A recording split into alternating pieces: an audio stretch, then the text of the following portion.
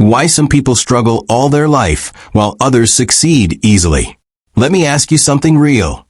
Why is it that you can see one person fasting, praying, living holy, yet all their life is full of struggle, and another person, barely praying, careless about spiritual life, seems to succeed with ease? Does that mean prayer doesn't work? Does that mean God is unfair? Or is there something deeper going on? Stay with me, because in this teaching I will open 7 mysteries that explain this paradox. And by the time we get to the end, you will not only see your life inside one of these points, but you will also know why your story looks the way it does. But listen carefully. If you want to know which of these 7 is the exact one holding you back, you'll have to watch the next episode. That's where I'll show you how to discern it for yourself. Point 1. The weight of destiny. Why heavy callings attract heavy battles. Some lives look unfair because they are not ordinary. The struggle is not punishment. It's preparation. Take Joseph. His brothers lived simple lives. They had wives, children, and farms. Nothing spectacular, nothing terrible. But Joseph, the one God chose to preserve nations, his story began with betrayal, slavery, false accusation, and prison. Why? Because the mantle of feeding nations is not given cheaply. The greater the calling, the deeper the process. In Hebrew, the word for glory is kavod, which literally means weight. Glory carries weight. And if your life feels unusually heavy, maybe it's because your destiny carries unusual glory. But listen, destiny weight is not the only reason. Some people are not even called to heavy mantles, yet they still suffer as though the heavens are closed. Why? Because of something hidden, something ancient, something in the bloodline. And that takes us to the second mystery. Point 2. Spiritual legalities and ancestral altars. Prayer is powerful. Fasting is powerful. But if the enemy has a legal claim, he can resist you. Isaiah 49 verse 24 asks, "Shall the prey be taken from the mighty, or the lawful captive delivered?" Notice that word, lawful captive.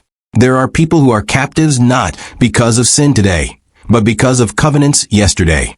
Your grandfather may have bowed to idols. Your great-grandmother may have entered blood oaths. These things create legal rights in the spirit.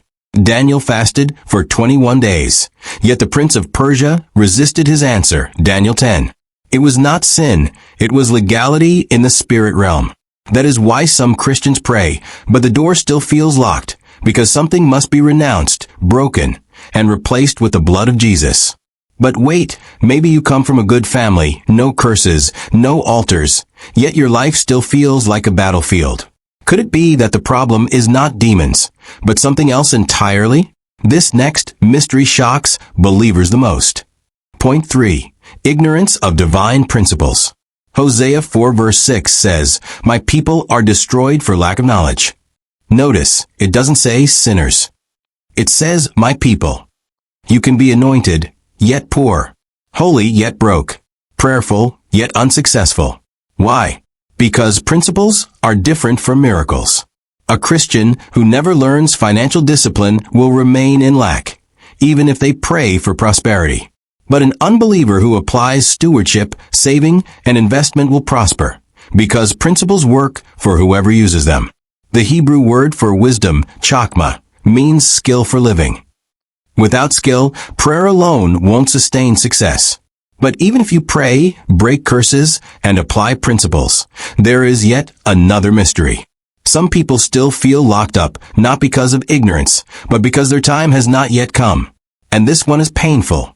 Point 4. The mystery of seasons. Ecclesiastes 3 verse 1. To everything there is a season, and a time for every purpose under heaven. Some delays are not demonic, they are seasonal. Moses was called from birth, but he could not lead Israel until he was 80. Jesus himself was the Messiah, but until he was 30, he did no miracles. Why? Because there is such a thing as kairos, appointed time. The bamboo tree hides for 5 years underground. Then in 1 year, it shoots up to 90 feet. People thought it was wasting time, but it was building roots. Have you ever felt like you're hidden, like nobody sees you, yet you sense God has placed something inside you? Comment below if that's you. I want to agree with you in prayer. But what if your season has come, yet the blessing is still withheld? Could it be that God Himself is holding it back? That leads us to the fifth mystery. Point 5. Tests of the heart. Deuteronomy 8 verse 2. The Lord led you in the wilderness to humble you and test you. Sometimes the struggle is not about demons or timing. It's about your heart. Job's suffering was not about punishment. It was about proving integrity. Israel's wilderness was not about lack. It was about testing loyalty. God may delay success to see. Will you worship Him without blessings? Will you remain faithful without breakthrough? The Hebrew word for test, neza, means to prove, to examine. God is proving your heart before your promotion. But sometimes it's even deeper. What if the struggle is not even about you, but about the entire bloodline you represent? This one will shake you. Point 6. The burden of a generational deliverer. Judges 6. Gideon thought he was just a poor man hiding wheat. But God said, "Go in this might, and you shall save Israel." Some lives are harder because they are chosen to break generational cycles. If you are the first in your family to rise, the warfare is fierce. Satan fights you not because of who you are today, but because of the generations after you. That is why your battles seem unfair. You are the Moses of your bloodline. But now, let me reveal the final mystery, the one that makes life look so unfair. Some people succeed so easily, not because they prayed more or fought harder, but because of this hidden advantage. Point 7. The mystery of favor. Psalm 127 verse 2. He gives His beloved sleep. Favor is divine advantage. It is when God bends rules in your favor. Esther did not struggle for years. She was chosen in one night by favor. Joseph, after years of pain, was suddenly remembered by Pharaoh in one day. The Greek word for grace, charis, also means favor. It is unearned. It is God clothing you with acceptance before men. That is why some succeed effortlessly. They walk under a mantle of favor. Why some people struggle all their life, while others succeed easily.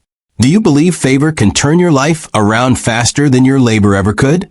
Comment, Lord, let your favor rest on me.